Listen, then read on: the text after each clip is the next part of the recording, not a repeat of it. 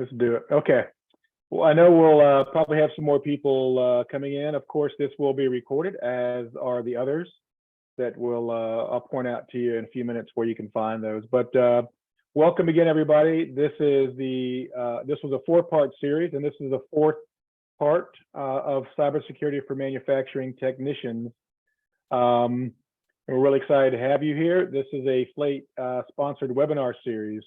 And today, I'll introduce him in a couple of minutes, but today's speaker, our presenter for, well, actually the entire Cybersecurity for Manufacturing series is Dr. Ron Eaglin, and we'll bring him on in a couple of minutes. Okay, so just want to do a quick overview about FLATE. So hopefully you're familiar with FLATE. If not, you can go to the FLATE.org website or reach out to any of us. But what FLATE does is it works with educators across the state and industry to help do curriculum reform and development. We also do outreach and student recruitment. We spend a lot of time with educators and industry trying to connect them together through a series of events to hopefully get more teachers aware of the options in manufacturing so they can relay that to their students. We also do a lot of professional development for educators. This is an example of one of them. And we'll talk about a couple more in a few minutes. But then again, I'm going to keep reiterating this. FLATE.org, great resource. Teresa maintains that website, and it's a phenomenal website, lots of information. Everything that we're talking about today can be found there. Also, we do some technician education and research. I know Dr. Barger is working on a project right now called the LIMS Project, which is basically a box that can convert legacy equipment into Industry 4.0. Next slide, please, Teresa.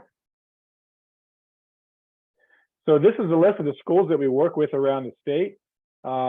These are a list of the colleges that have the AS in engineering technology, but as well, we work with many high schools and tech colleges across the state as well. So we are open to working with anybody that can help to promote and advance manufacturing education. So some of the activities that we do on a regular basis, outreach activities, we do quite a few of those.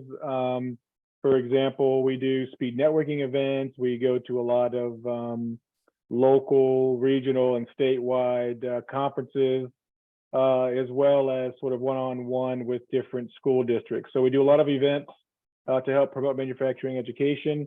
Like I mentioned before, we work with schools to help develop and update curriculum. One of the things that we're really proud of are the FLATE Manufacturing Educator Awards, which the 4 winners for that were just announced. We also work with the schools to convene the ET College Forum, the Forum on Engineering Technology. So we do 2 of those a year, one in the spring and one in the fall. The next one coming up will be at up in St. John's in September or October. I think we have the dates on another slide. We also have created a data dashboard, which we'll talk about in a couple of minutes. And we, have a mentor program, so we can help mentor you, or we can help find maybe someone who's doing something similar to what you're doing that has more experience, and we can help connect you as a mentor as well. So this is the one of our newest resources. This is the data dashboard. You can see the link below. You can go there to the FLATE.org website, and there's a dashboard link. Also, you can go to Manufacuring Mattersfl.org and access it that way. So this is a great resource that can give you, if you're from industry, it can certainly give you a searchable database of all the schools that are out there and what programs they're offering, and maybe connect with them that way. From an educator standpoint, it's a great tool to kind of look around the state and use this tool as a recruiting tool for students who may be interested in manufacturing. So this website is pretty deep, and it's designed for industry, educators, parents, and students. Okay, so coming up, I think we have a few slots left, but we're hosting the FLATE Summer Teacher Institute at St. Pete College in Clearwater. so travel reimbursement is included. So probably you're wondering where you can find out about more information about that. Well, just so happens, FLATE.org. Go to the events tab, and you can find this event there. Also, we had a whole list of webinars on demand. This is the last of a 4-part series. So everyone you're seeing here has completed, and the recordings, except for the top one that we're doing today, are posted. And I'm sure the next week or so, today's presentation will be posted as well. So if you missed one of these, please check them out and give us your feedback too. We'd love to hear more about what you think about these. We do have some funding to do some more next year, so your feedback would be really important. Any ideas you have on what you might want to hear for professional development next time. Okay, so if you're not familiar, these are sort of 3 different or 4 different resources we have: the FLATE.org website, madeinflorida.org, and then we have a wiki page, as well as the monthly newsletter. Teresa does a great job with that. It has just a plethora of information. So there's lots of good information there. If you're looking to do something in the summer, there's lots of training opportunities, not just here in Florida, but we partner with other grants around the country. And I know that we've just posted, this newsletter will also contain a couple of training opportunities in Colorado Springs, Ohio, and Chicago. All right, so this is the team, small but mighty. Reach out to any of us if you have any questions or comments. We're here to help work with educators and industry to make manufacturing education a priority and get more people interested in the career pathway. So without further ado, for those of you, hopefully you've had a chance to see the first 3, but this is the 4th in the series on cybersecurity for manufacturing. We're really, really proud and happy to have Dr. Ron Eaglin, who is the chair at Daytona State College, and he is going to take it from here. Thanks again for all the first 3, Ron. I'm really looking forward to this one. Thanks. I'm going to go ahead and hit the share screen so we can start with the presentation. I'm going to be jumping from one share to another share as we go along, because there's I'm going to switch between the actual presentation and the actual document the presentation is based on. So first, let's kind of go to where, let's see if I can get the, oh, look, they like to move. So this is actually this is where we're going to kind of get the nuts and bolts of the practical implementation of the cybersecurity plan for a manufacturing facility. This is the final of the 4 presentations. The other ones will give you the tremendous level of the background necessary, but it's now we're really talking, how do you do this? So this is based on a document. There's actually multiple documents that cover how to do manufacturing frameworks. This one is based on NISTR 8183. I'm going to switch to that document for a second so you can kind of see it. This is it. It's a downloadable document. You can take a good look at it, and all its hundreds of pages. The document itself is actually quite well organized. The latest version of the document is October of 2020. Even though there's constant revisions and suggestions going on all the time, what this document does is it outlines the method to make a cybersecurity plan for manufacturing facilities. And it covers basically different parts, and actually, oh, I landed perfectly on it, of this, which we're going to cover in the presentation: the identify, protect, detect, respond, and recover aspects of how that plan is going to work. I'm going to do the presentation. So to go through the whole plan is, I would say, having a background in cybersecurity for one is really good to have if you're going through the plan, because it does get into some of the nuts and bolts. But the plan is really meant to be done and developed and the build done by a team. So we're going to go to the presentation, which gives you a good overview of how all that's going to work. So now I'm going to go back to my share, to the PowerPoint, and we're going to go from there. So a little bit about the NISTR. the big thing about this is it does give you a relatively easy to follow framework that's a risk-based framework on how to know, basically how to do every aspect of a cybersecurity plan for manufacturing, but also how to deal with cybersecurity events. It is a voluntary plan. There's no legislation or anything that says, here is how thou shalt do it. But what it does do is it gives you an easy method, or a relatively easy framework to follow. You can go through all the aspects of the NISTR 81, 83, and then take the pieces of that and then have a plan when you're done. Say, okay, this is how you deal with this situation. This is who's responsible. These are all the aspects of it. And in the end, you have a plan that will actually tell you how to do this response. It's not meant to replace anything that you're already doing, but it is a really good enhancement.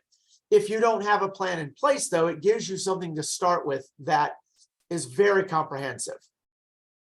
So the first thing to look at is the fact that this is a risk-based approach. So in a risk-based approach, you're really going to look at saying, what can possibly happen? What are the risks that we have when we're looking at how we have to develop a cybersecurity for our manufacturing? Before I go forward with this, is also that this has really got really good aspects that I'm going to look at it from a practical point of view of, if you are actually operating a manufacturing facility, here's what you need to do. But that doesn't mean that this isn't incredibly useful for the educational, for education, because this is looking at a plan for any type of cybersecurity risk. The backbone of this NISTIR can be used in all of this. So if you're telling your students, what are the risks? How do we respond to the risks? How do we protect from the risks? All those aspects are really useful both in education and in manufacturing both. So if we look at a risk-based approach, what we want to do is we want to look at the risk. The overall risk in any cybersecurity plan is somebody comes in and gets into your system or your data, and they don't have your best interest at heart. So we're essentially looking at people that can come in, and you can look at all the specific details of that. They actually are very well outlined in the NIST document. But the big overview is disrupting your system, stopping your production, or destruction of something in your system, or stealing and disclosing data, or preventing you from having access to the system. Those are all specific types of risks that all have different methods by which somebody will come in and do this. And you want to prevent, or at least be able, if it does happen, to respond to these types of events. So when looking at how the document is put together, one of the things it wants to do is first identify the risks, but also how do you handle the risks that are involved. So I'm going to cover a lot of the different things that are mentioned in the document, but I'm not covering all of them. So if you're developing the plan, this document is really good to have sitting here next to you as you're going through and writing up how you're going to deal with the risks that are involved. So many of these types of risks are like handling your physical security. The biggest vulnerability in most cybersecurity situations is people. And this doesn't mean people that are insiders that are having malicious intent. Those are really hard to stop. But just simple things like only having access to the people that should have access to physical systems. Because many of the systems that you deal with in the manufacturing facility aren't a tremendous high-level risk for people hacking into it unless they can get physical access to it.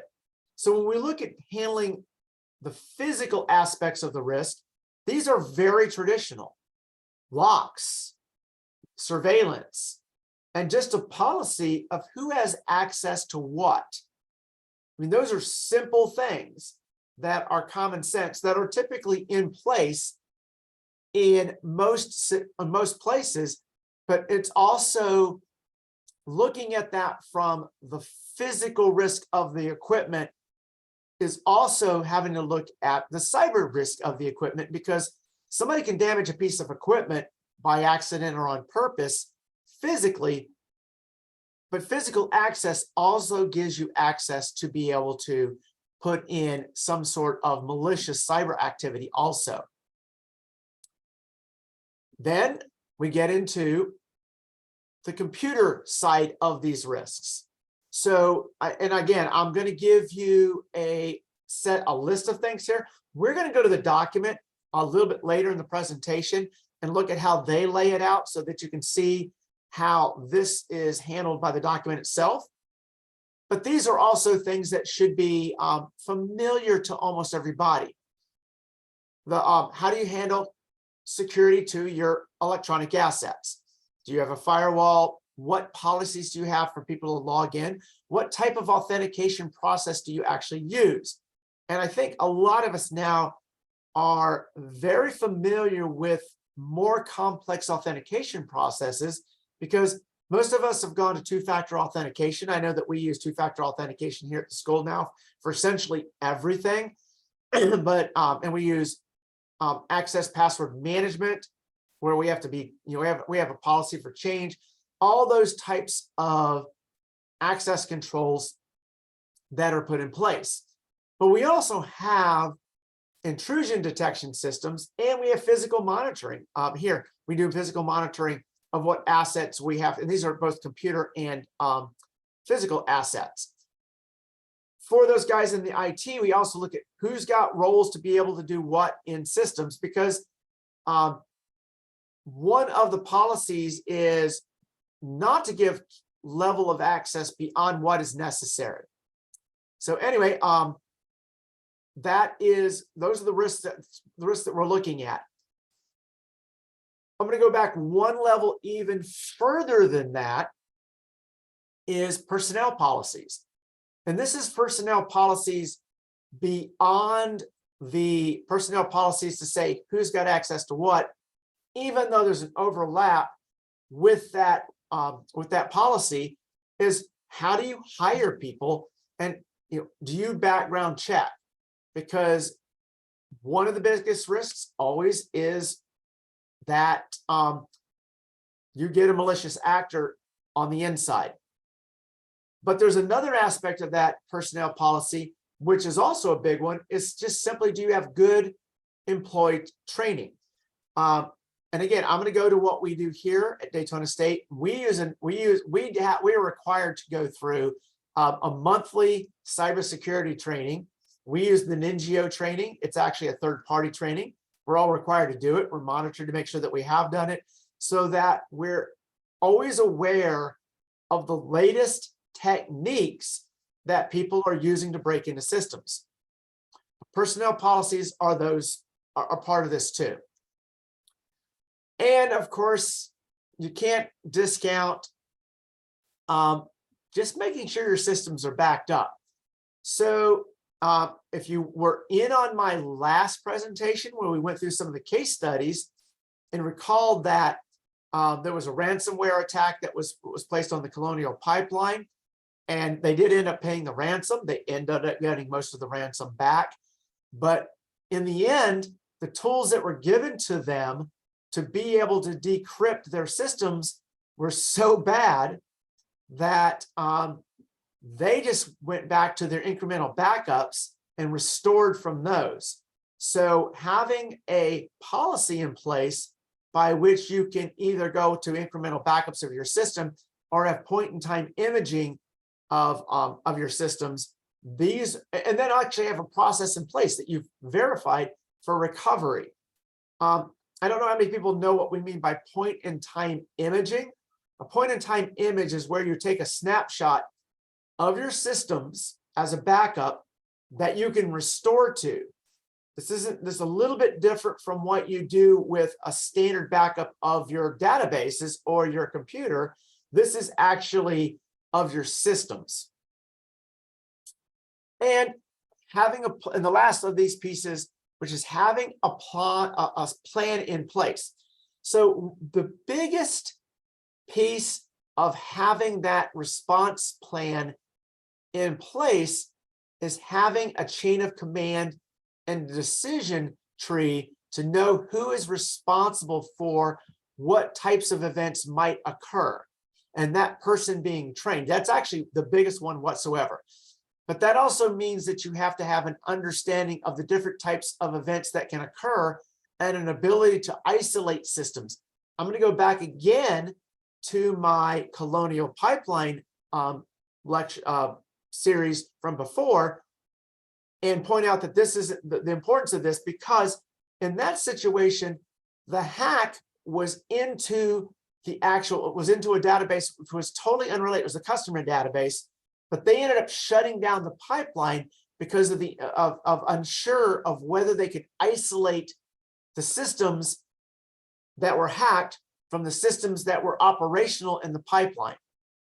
And as you can see, that had a big effect on what actually was the overall outcome of that system. So when you look at NIST, the 8183, knowing that if there's a high risk of a bleed through from one system to another, the ability to isolate those systems and be able to detect if somebody has broken into a system when you know one other system has been broken into would have been crucial to not having to actually stop operations on the pipeline. So if you are a manufacturing facility and you want to put together a plan, remember the NIST 8183 is how to put together a plan and be able to actually execute that plan, but it's putting together that plan of all these things that I just mentioned and be able to deal with it. So what are the pieces of that? Well, one is you're going to put together a team to do this. It's not, I mean, it can be done by an individual in a small situation, but most of the questions that you're going to ask yourself when putting together this plan are going to have people from different portions of the manufacturing process involved in it. So first thing is understanding the risks and then prioritizing them. Then looking at how are we going to respond? Then that's one thing that's being putting together the plan. But the next thing is you need to implement. Many of the aspects of your plan are going to involve actions prior to anything happening that you need to do. And they're going to have an associated cost, and they're also going to have an associated timeline. So the plan isn't just a static in nature. Here, I've got my plan. Okay, now we know what to do. It's now we have the plan. These are some of the things that we need to implement as part of the plan. And here's the cost, and here's the implementation of how we're going to do these things. So a little bit of an example that I put together, this is just one that I came up with, is looking at, let's say we've got a manufacturing facility is producing parts that are necessary for the overall production of a product, and they're co-located with the supply chain, so the purchaser, and in a low security area, basically meaning that there's public access, but loss of production of the parts would disrupt the entire production line. If you're looking at this from a risk-based assessment process, what you want to do is you want to say, well, what are the risks that are involved? The big risks that you're looking at are, okay, what can happen? Well, one thing that can happen is you have disruption of production. So if you go back to the situation saying, okay, we're co-located, we're supply chain manufacturer, we're manufacturing into the supply chain. If we lose production of this part, we also lose production of the different elements of the supply chain, and then have an overall disruption of production, which is more than likely the highest level of risk that you've got because of the likelihood of occurrence and the ease of which it's occurring. Another priority might be damage to equipment, but the damage to equipment is actually part of, damage to equipment is going to cause disruption of production. And another one might be prevention of loss of data. So what you're going to want to do in the plan is develop those things that minimize and mitigate those specific risks. Now, to do this, you're going to need to put together a team. And the team is going to put together the plan. And the plan is going to follow the NIST 8183. So to put the team together, you have to have people who can do these specific things. One is an understanding of the process that you're trying to protect, which means that the manufacturing process itself that you're protecting has to be, the people who understand that have to be key elements of the plan. And that not only means understanding the process itself, but understanding the effects of a disruption of any individual part of the process. So the person who understands the process would have the knowledge that a vulnerability in one specific piece of equipment might disrupt the entire process and prevent production, which means that you have to have an understanding of those vulnerabilities. Then also looking at the actual equipment, but also understanding the network infrastructure of how these things have a reliance upon each other, and then have the ability to create that response plan. And this is where we actually get into some people that have expertise that might be beyond the expertise of the people that you have within the facility. So between the people that are in the manufacturing side, in the actual, in the HR side too, and in the IT side, and people that have the ability to write and build that plan, there are firms who specialize in writing these types of response plans, working with a manufacturer to put that plan together. It's basically third-party contractors that do that. And in a situation where you don't have people with that level of expertise, you may have to outsource this. So here we go. We're gonna, and this is I'm gonna go to the document here, but this is the plan itself. Identification of assets, and which involves a full audit of everything: the organization data, the physical assets, the digital assets, intellectual property, the risk assessment, the security, the threat associated with it, and the response. Now I'm going to jump over at this stage, and I'm going to jump to the document itself. So the overview of the document, this is actually from NIST 8183, and you can see that you've got identify, protect, detect, respond, and recover. I put it in a slightly different order because I'm doing it from the practical aspects of putting the whole thing together, but these are the aspects of the document itself. I'm going to scroll down just a touch bit more. There's a lot of definitions in here. If you're using this in a classroom, or you're using this in a, if you're actually using this document to build your plan, you're going to want to go through all the aspects of this. You're going to recognize a whole lot of the things that I'm saying in this. I'm going to scroll through this. These are just cross references, but I am going to go down to the actual one of the actual aspects of the plan itself. I don't know if you can read this, but I will look at this. So in the guidance of the document itself, where you're building the document, and this is subcategory, note this is government document, subcategory ID.am-1 in asset management identification. That shouldn't be, now at this stage, if you understand what I said with the PowerPoint presentation, this shouldn't be very cryptic. It's saying we have assets, we need to identify the aspects, and we need to understand the risk itself that's associated with anything dealing with these assets. So in that, you're going to look at and say, what impact do we have if there's a disruption to these assets? And in here, the identification portion of this, ID.am1, is, and I'm going to read this one, but I hate reading slides, but it just to give you an idea of what we're looking at. Low impact, document an inventory of manufacturing system components that reflect the current system. including PLCs, sensors, actuators, robots, machines, tools, firmware, network switches, routers, power supplies. Okay, so we go through everything. And information deemed necessary for effective accountability of manufacturing systems components includes hardware inventory specifications, component owners, network components or devices, machine names, network addresses, manufacturer, device type, model, serial number, and physical location. So basically, you're developing an inventory of the actual assets that you're protecting. And then that's part of the plan. So if we go back over to, now I'm going to go back over to the PowerPoint because you can read through this all you want, but I can tell you it's great at if you've got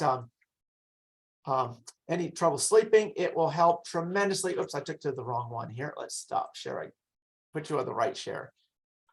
Close that. Whoops, I just lost my share window. Zoom, share. That one, slide. Okay, here we go. So there it is, identification of assets. Now we just at that one, we just looked at physical assets. We'll go forward a little bit here. Let's go here forward. And let's kind of look at like, how do you do this? How do you put all this together? Well, my favorite, good old spreadsheet. This has actually got multiple pieces of this in here, but we say, hey, we got this piece of equipment here. There might be a potential physical threat. Okay, the risk of the physical aspect of that threat is low, but it could cause a complete loss of production. Loss of production, even at a low risk, means that there is a high priority. And we actually have somebody who's responsible for that piece of equipment and dealing with the risk associated with it. So you can see I put together pieces of this, but these are actually pieces of different aspects of the 8183. Because remember, I had one of them was just identification. So what kind of threats are we looking at? Well, there's always the physical threat of somebody putting in that unauthorized access to the physical piece of equipment. And it doesn't necessarily have to be a malicious actor. So I'm going to go back to my previous presentation before where we talked about the malware in the Iranian plant. The introduction of the malware was actually done by an engineer who picked up a thumb drive and put it into his computer. Okay, now, if you look at that, you can see that there were a number of things that you could have caught along the way if you had had an effective plan. So if you had an effective plan, you would have been, okay, well, I could have isolated the systems. I would have been able to prevent access. I would have training so that the people did not know to pick up any piece of malware and then put it into the equipment itself. Those things. So going back to looking at this catalog, you can say, okay, well, what things are we going to do in our plan to prevent these things from happening, but also deal with if it actually occurs, and also be able to mitigate the risk associated if something actually did happen. Now, I'm going to just like, do you guys, I'm just at this stage, I'm going to stop for a second and go, are you following what I'm saying? Because I know I'm going through this really fast. This is an entire class on, this is actually the subject that you can put into an entire class on how to develop these plans that I'm putting into a 1-hour presentation. But I think I'm kind of going with the fact that I think everybody's kind of kept following along, right? Okay, good. Thumbs up. I got thumbs up on that. Carlos, thumbs up. Okay, I'm not going too fast. I'm like, I always want to know that I'm actually not doing like, because this is all second nature to me and I tend to breeze through it. All right, now we got those risks, right? We know those things that can happen. We've identified those. We've looked at the assets that we've got. So we've got the assets, we've got the risk. Okay, and now we're going to look at we're going to go back a step again and say, okay, what is the severity of that asset being hit by that specific thing? What can happen? So here's a number of those different types of severities that you're going to deal with. And again, all these things go into the plan. So you go back to that and look at those. Now, we've also not just got physical assets, we've also got to deal with our digital assets. So I'm going back directly to the customer database because the customer database was actually one of the examples I gave in the previous series. So what happens if you have an intrusion to the customer database? Okay, well, in the case of the Colonial Pipeline, because there was no way to verify that the database was isolated from the other systems, the severity became very, very high because it lost they had a complete loss of production. Again, something that would have been mitigated if a plan had been developed and they could have gone and said, oh, we know that these systems are isolated. We'll deal with this as one type of risk. The other risk is now mitigated because we know that there's no access going into the pipeline itself. But remember, those are all, the pipeline control was still a digital asset. Okay, but again, part of what you're looking at when you're putting together the plan. There's other types of things that you've got as digital assets. Your physical aspects still have digital control, so there are digital assets that are associated with that. But you've also got things like intellectual property or production templates that say how, we have, loss of intellectual property can be a major factor. And how do you deal with, like, what kind of strategies did you have there? Well, remember, I got one strategy in here that is definitely worth noting: the air gap. I'm not sure if everybody knows what we mean by what an air gap is, but an air gap basically says there is no connection to the network of this specific asset that's a digital asset. It's isolated completely from the network, or you can go one level less than an air gap, which is an independent firewall that has to have an authentication level between the two. There's a lot of different strategies for dealing with this. That's not the point. The point is that if there is a risk that has a very, very high severity of loss of data, or let's say the production templates or the intellectual property, the secret to Coca-Cola is the one that's at risk, then you're going to have a level of protection other than making it available completely over the network. So that is a strategy that you would put into place.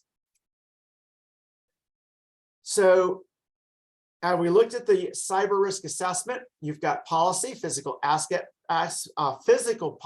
a cyber policy. You've got access control. You've got permission levels that you need to put into place. You've got an entire IT infrastructure to protect. You've got IT practices to protect it, but you've also got personnel practices and role management, and you have to implement and you have to follow all of these. So I'm actually going to cross-reference a few of these, threat level and severity, but I really want to get into the last one, which is the plan. And the response plan being the last piece of the whole picture, because I think right now the picture is we've looked at all these types of, we've looked at what we've got in assets, we've looked at the security risks that are involved, we've looked at what type of severity is associated with that. Now, what do you do? What happens if you have something occur? How are you going to deal with that situation? That's the final part of that plan. Now, this isn't saying something's happening. The plan says, what do we do if something happens? That is the final piece of it. And this is where you got the last little piece. Who is responsible? What do they do? When do they do it? Who do they tell? How do you follow up? And how do you handle the publicity? There's a whole lot of these. That's actually, so the most important one, though, is a chain of responsibility. The plan says who's going to deal with the situation. If you were to have an event occur and something happened and data was stolen, do you know all these? Do you know who's responsible? Do you know what actions to take? Do you know when to take them? Do you know who to tell? Do you know how to follow up? And do you know how to handle the press inquiry? Because all that is something that's going to have to happen. Okay, these things typically make, and I know for a fact that we've dealt with that here. You know, we've dealt with that at the school, and we have a plan in place, and everybody knew what to do. Everybody's like, okay. I mean, most of us didn't know about it until it actually came out into the press inquiry, but we got notified a little bit ahead of time. But everything was handled by a good, solid response plan. So before I go, I'm going to go into the document and just look at how the document organizes this. And I'm good because I actually made it through this a little faster than I thought I would. I didn't know how long this was going to take because this is really thick stuff, but I think I got all the major things. Really, this is a plan on how to be prepared, understanding risks, understanding threats, and having a plan to deal with them. Now, before I go to questions, though, I will do questions. I want to go over to here, and I want to go back to the document so that you've got a familiarity with how the document deals with this. So one of the things about the document, which is really nice, is it is color coded. So if we go back to the color coding at the top, where we had it here, and this is the color coding too, but I want to go to the one where it's all laid out nicely. And I'm sure all of you want to read through that really fast. This is a long document, but where the color coding of blue for identify, purple for protect, D for detect, RS for respond, RC for recover. Now, when you go down into the document itself, and look at the specifics of these, we can go to identify and deal with the different aspects of the identify. ID.BE, and I'm just going to read one of them. I'm just going to pick one. A high impact protect and the identification function in the category of business environment. Protect against supply chain threats to the manufacturing system, system components, or services by employing security safeguards as part of a comprehensive defense in-depth security strategy. But that should now, after the presentation, say, oh yeah, we know about that.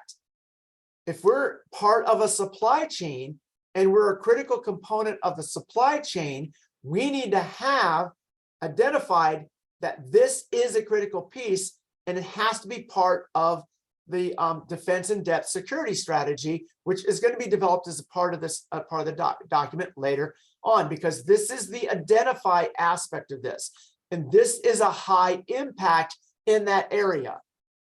So if you go back to what I said in the slides, you can say, oh yeah, that's where he said if you're a critical piece of the supply chain, you need to identify this. But also remember that I said the team that is looking at this has to understand all of the aspects of the actual process to be able to do this. So now let's go into the protect, and I'll just go into, I'm going to again go into one at random. So what I'm really trying to do here is say the slide presentation that I have in the document, that I'm presenting to you, how do these go together? So I'm just going to again pick one at random. We're going to do one in the identify, management, authentication, and access control in the protect, high impact, control physical access to the manufacturing system, and then in addition to the physical access for the facility, which again, I said, okay, that's part of the plan. Who's going to have physical access to what must be identified? And this is a high impact practice in the protect side. And that makes sense to everybody, right? You identify what physical access do you have and who's going to have that physical access. And I'll do one more in the protect in the data security side. Protect, data security, PRDS3, implement automated mechanisms, I'll do high impact. I'm just going to do high impact from here out. Implement automated mechanism where safe and feasible to maintain an up-to-date, complete, accurate, and readily available inventory of manufacturing system components, and ensure that disposal actions are approved, tracked, documented, and verified. Again, going back to, we're now protecting those pieces, which means that we have as a high impact in the data security side is that we've identified them and maintained an up-to-date set of components. So we've looked at, I'm going to go backwards. We've looked at identify, we've looked at protect, and now we're going to go through the purples. And as you can see, there's a few of these. Now we're in the yellow, detect. Detect anomalies and events. DEAE5, implemented automated mechanisms where feasible to assist in the identification of security alert thresholds. Know when something bad happens is over the threshold and have that in the plan. Okay, I'm going to do one more of each just so you see it. Respond. Again, now you can see the categories, how the categories are arranged. Each of the individual pieces has, like in this case, you've got communications, analysis, mitigation. Okay, but I think at this stage, the document from the presentation should be making sense. I'm hoping. Yes? That you look, this is just getting into the individual detail of every aspect of putting together the plan itself and following the guidelines that are in here. So my goal today is that somebody who is picking up 8183 and saying, I'm going to use this to develop a plan, is not going to look at it and go, I have no idea how to read this document, but now can actually look at it and put together the team, put together what they need to do, and build that plan, put together, and in the case, it can be a document. Usually the document's going to include spreadsheets that cover each of the individual aspects of these, and do it. Put the plan together. Also, pointing out that the plan itself, there are consultants who do come in and help do this and put together a solid plan. There's also consultants who do a complete cyber threat analysis and inventory that they're out there. And I'm not going to suggest any, but if you want to talk about that, I'm going to do that one offline. Now I'll go back to, now that you've seen that, and I can scroll through much more of that, but I wanted you to see the actual document and how it's put together. Now, questions.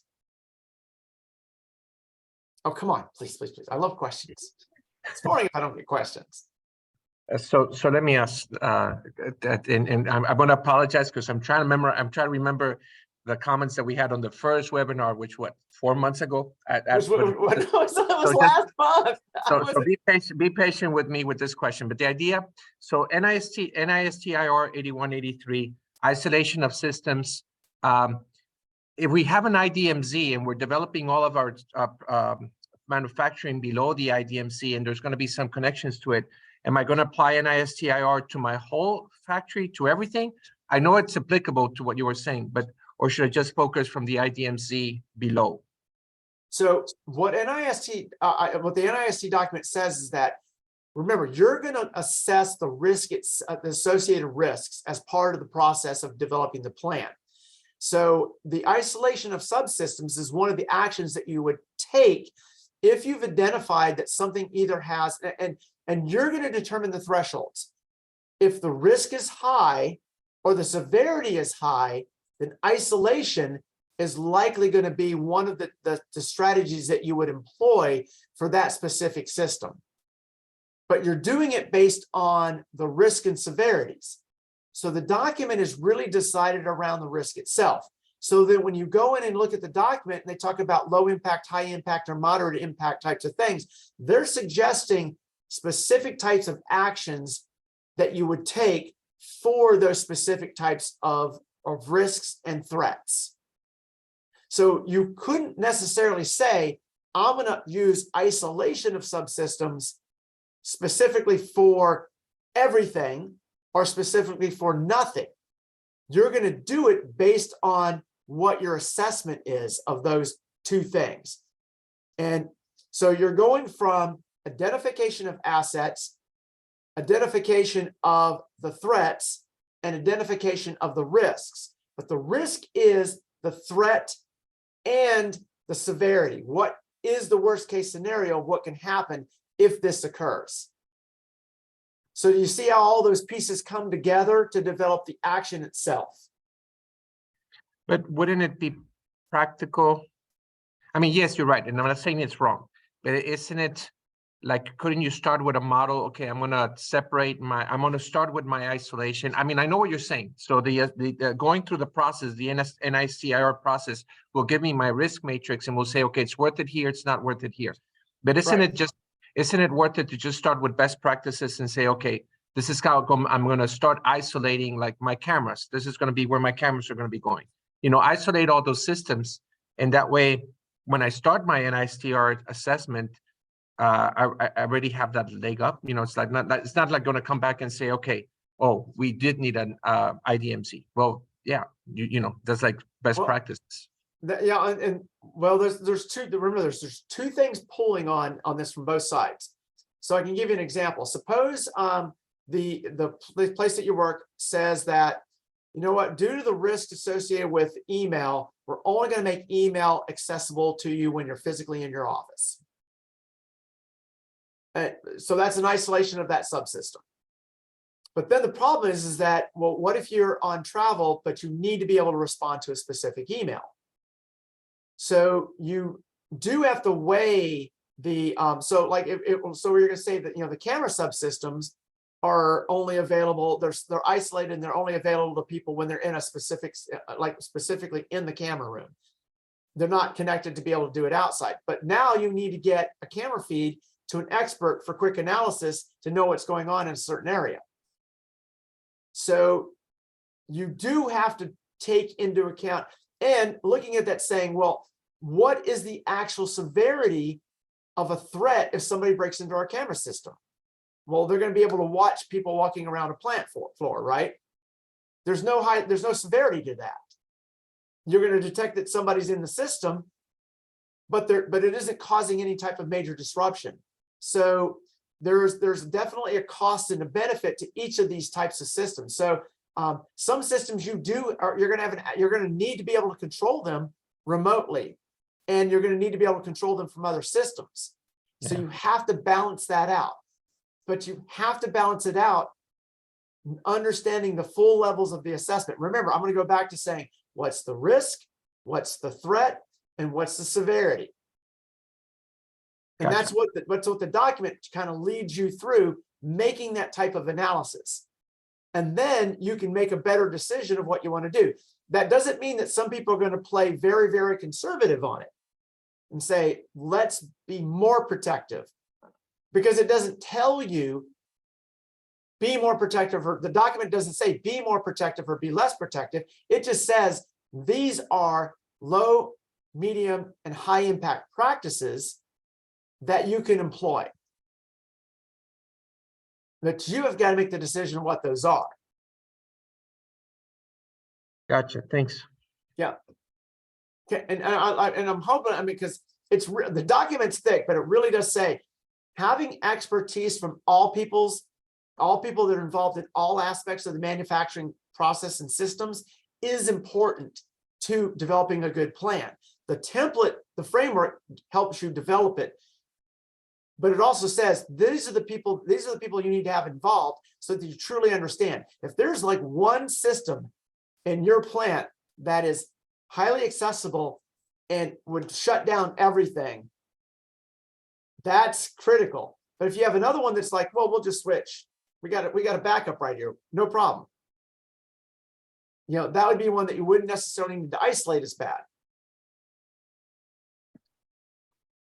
So I'm hoping that answers the question. I hope that answers everybody's question, because that's one of Carlos, that's the best question too. That's the biggest one, is how do you make that balance of what needs what level of protection?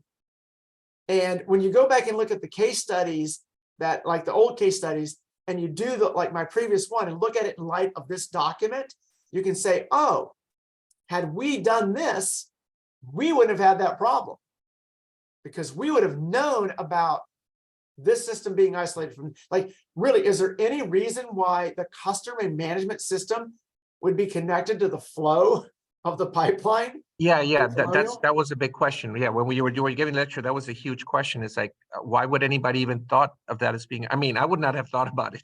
Right. but they didn't know.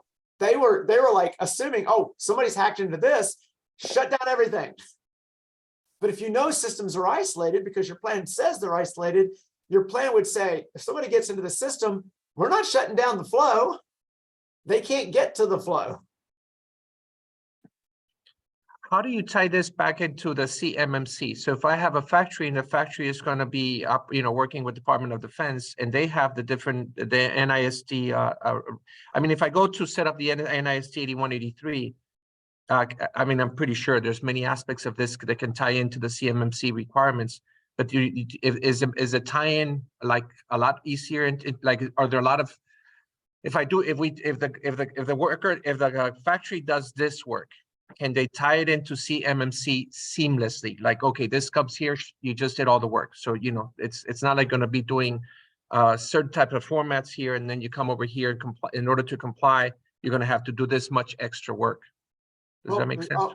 So no, actually, you can do this and use CMMC at the same time.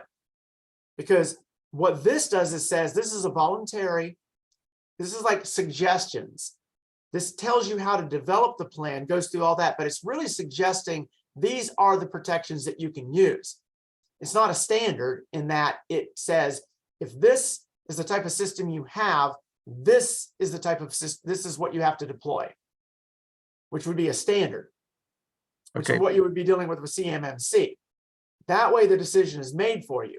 This is identify these items and then make a decision of what you're going to do based on the risk itself. It's a voluntary type of system. Now, if you want to go one step higher and look at the actual standards associated with some of these types of things, like if you're doing DoD or you're doing anything anything government, now you're going to need to tie this in to specific standards of what you have to do. Make sense? Yes, sir. Perfect sense. I just don't have the experience. I'm just learning about this stuff, but I Yeah, totally but agree with you. Most of my clients aren't doing DoD or government work. So, I've got like where I live, where I'm living in Volusia County, we've got lots of like 5, 10, 20 person manufacturing shops. They're still vulnerable. Things can still happen, but they're not going to go to some level. They're not going to go to a government DoD standard for all their cybersecurity. I'm just using the CMMC. So after my kids graduate with the security, after my kids pass their Security Plus certification, what's next? And so the idea is to introduce them to the CMMC standard from a type 1 point of view, like very global. This is a type of paperwork that you'll be doing in work. But having this type of NSTR 8183 and use that as best practices to get a grip on what's going on in your factory, that's kind of like where I would be focusing this in the future. Does that make sense? And that's something you can do with this. You can take the NIST and say, okay, if you have a good understanding of cybersecurity and you take the NIST and you say, here's a case scenario of a manufacturing, or actually NIST can be applied to other than manufacturing, and say, here is somebody you're consulting for that has this specific process that they're trying to protect. Manufacturing works really well because it can be a process. And you can say, develop a plan for them. What do they need to do?